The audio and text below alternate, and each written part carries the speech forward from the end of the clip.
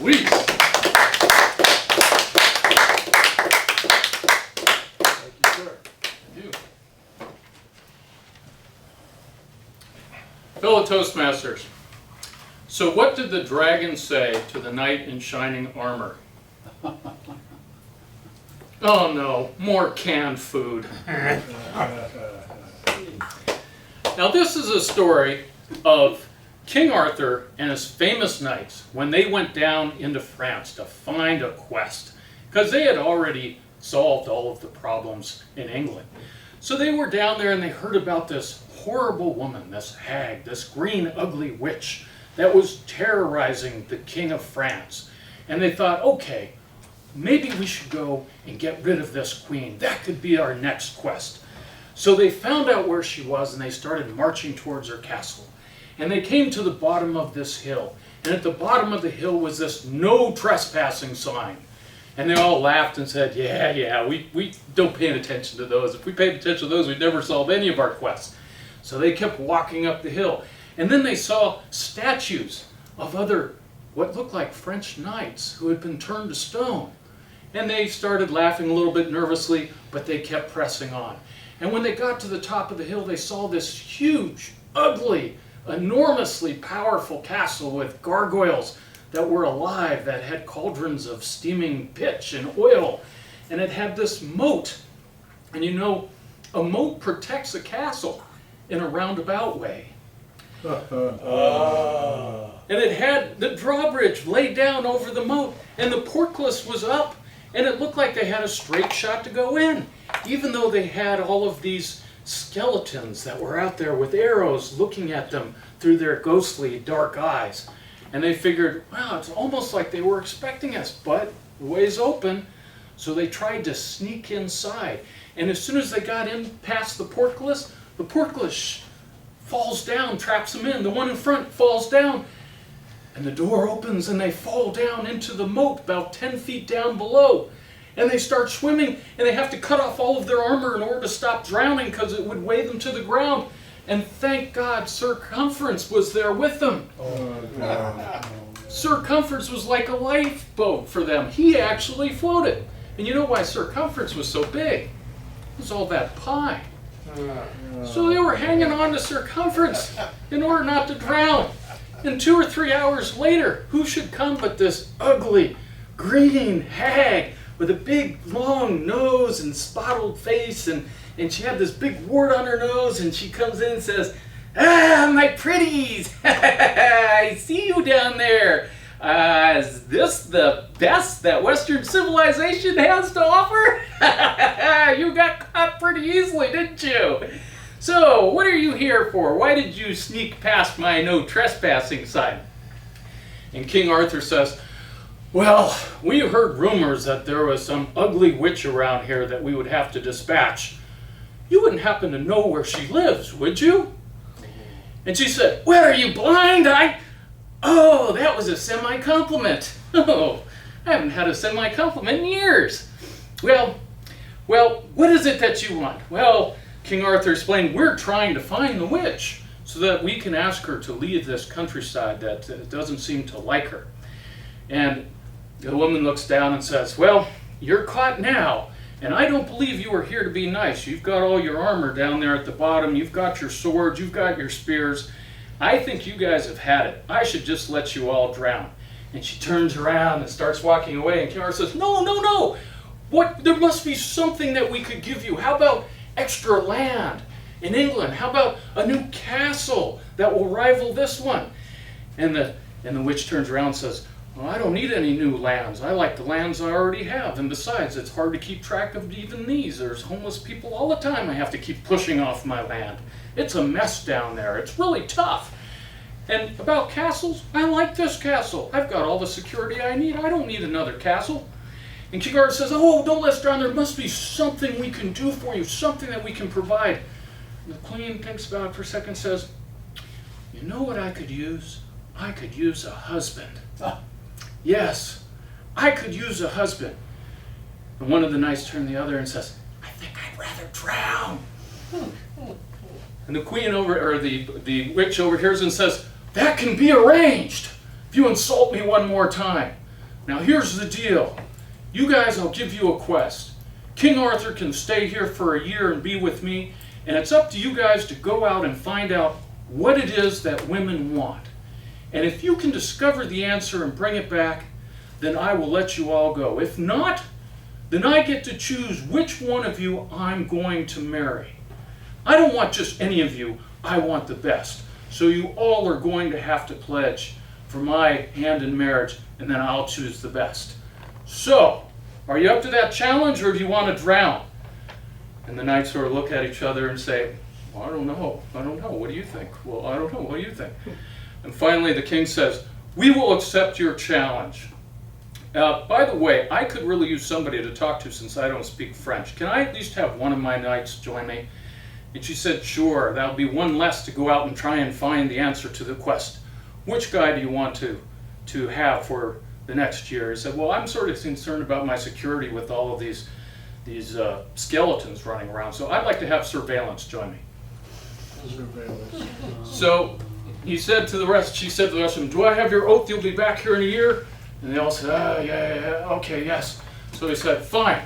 And in a blink of an eye, she waved her broom, and all of them got magically transported, except for King Arthur and surveillance, down to the bottom of the hill on the other side of the no trespassing sign. And in the air, they could still hear her cackling and saying, remember, be back in a year less a day, or beware, the witch you shall pay. Begone, my pretties. So they looked at each other and said, well, we got a quest that we better perform.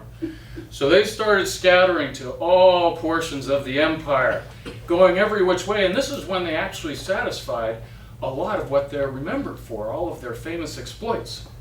For example, they were able to drive all of the giants back up into Sweden. They were able to drive all of the ogres back into Russia, where they still are today, evidently. And they were able to capture every single saber-toothed tiger and kill them all, so that they're not around anymore. And everywhere they went, they asked the men and the women, do you know what it is that women want? They even asked the giants. They even asked the ogres. They even asked the saber-toothed tigers. Well, I take that back. That would be exaggerating. Everyone knows saber-toothed tigers can't talk. So, at the end of a year and a day, they all come back, and they're at the bottom of the hill, and the no trespassing sign is gone. So they all look at each other, and they start walking back up the hill, and once again the drawbridge is down, it's available, and they say, well, let's just make sure circumference is with us, we don't want to drown. And they walk on through, and they don't fall into the pit, and they walk on into the middle of the courtyard, and there is surveillance, and there is King Arthur. And then the hag appears, and the hag says, I see you're back. Well, now is a chance for you to show me your mettle. What is it that you've discovered about what women want? And the first person says, which is Sir Lancelot, I have traveled far and wide across the countryside, and everywhere I've gone, I've met beautiful women who have a need to feel important, and they want to be treated special. And I have given them flowers, and I've given them chocolate, and I've given them a beautiful dinner. And then later, there's been a gorgeous bath filled with smelling salts. And they've gone into the bath, and I've given them a very sensuous body massage. And they've been absolutely enthralled. They've been infatuated with the care that I have given them. And then it's resulted in them feeling very happy later, and I'll leave that to your imagination. But that's what I think women truly want.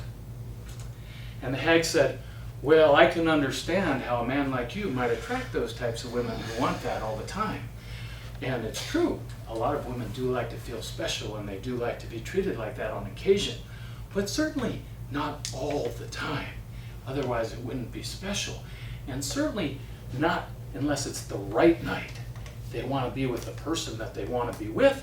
And if not, they might ruin the rest of their lives.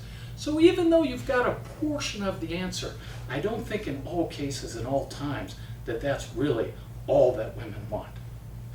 So who else has an answer?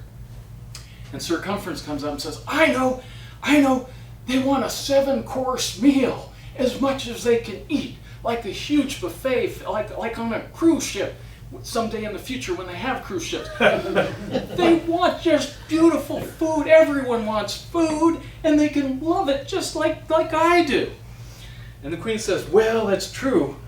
Or the hag says, oh, that's true. Most people would like to have a good 7-course dinner, unless they have to fit into a party dress. Then they may not want to eat quite that much. And if they like food as much as you, they may not be able to attract, the next guy who comes in. I mean, they do like food, but not all the time. It's just one of women's many desires. So you've touched a portion of it, but it's not the be-all and end-all of life. It's not exactly what women want. And so the next person comes up, and the next person is like Sir Romney. And Sir Romney says, I think that I've been over to Utah, and what I've discovered is that women like children. And if they have lots and lots of them, they have their manifest destiny into the future. Their kids to carry on their legacy. They can raise, they can suckle, they can nurture, they can teach. It's in the children that women get their feeling of importance and accomplishment. And the hag says, well, that's true. Some women love children. Some women love children a lot. But not all women are capable of having children or want to have a lot. So, are you going to say they're insignificant and not important as a result? I don't think you want to go there. So yes, that can be a component of what women want, but it's not necessarily the whole thing, is it? And so, at this point, Sir Gawain says, well, my thinking is this is the 5th century. And everywhere I've gone, women don't have equal rights. They don't even have the right to vote. They're treated as second-class citizens, almost as worse than animals. I think what women really want is to be treated as equals, that they could have an equal say, a feeling of respect from their husbands. And the the hag likes that answer, says, yes, that's more of what I think that you're getting there. But, there's sometimes a woman wants to be treated special, like Sir Lancelot had mentioned, and have the carriage door open for them. And even now and then, have a knight in shining armor show up to rescue them. So yes, even though we'd like to be treated equal, sometimes we want to be treated better than equal. So, at this point, all of the knights are looking around like, oh my gosh, we traveled for a year, we couldn't quite get the answer. But wait, what is the answer? So they looked up and King Arthur said, well, why don't you show us what the true answer is so that we know how we may have fallen short and we can be happy with what we've discovered, even if it's not exactly right. And the evil hag looks down and says, well, women want to be able to decide for themselves what they want. That's the answer. Sometimes they want to be treated special. Sometimes they'd rather save the money and go buy a horse. Sometimes they want lots of children. Sometimes they don't. Sometimes they want the big course meal. Other times they want to fit into the dress and don't want to eat quite as much. And yes, that's a real revolutionary idea, this equal rights thing. And I sort of like that. But, on occasion, we like to have being treated even better and to have be treated like a queen. And we like to decide what it is and when it is. And all of the knights looked around and said, oh no, she's right. We can't help but notice and admire the wisdom of her answer. And so they knew what they had to do. So the first one, Sir Donald, came up and he knelt down and he took out his sword and he handed it to him and handed it up and said, Miss Witch, I would like to marry you. Please let my king off the hook. I will marry you, but first I need you to sign a 460-page prenup just to make myself feel a little bit better. And I should let you know I have a second bigly castle that's made of pure gold that you'll absolutely love, but sometimes it can get a little stormy. Next one stood up, and it was Sir Barack. And Sir Barack came and kneeled down and said, I've noticed, Miss Witch, that there's a small difference in our ages. I'm only 40, you're 400. But I think we can bridge this gap. yes, we can.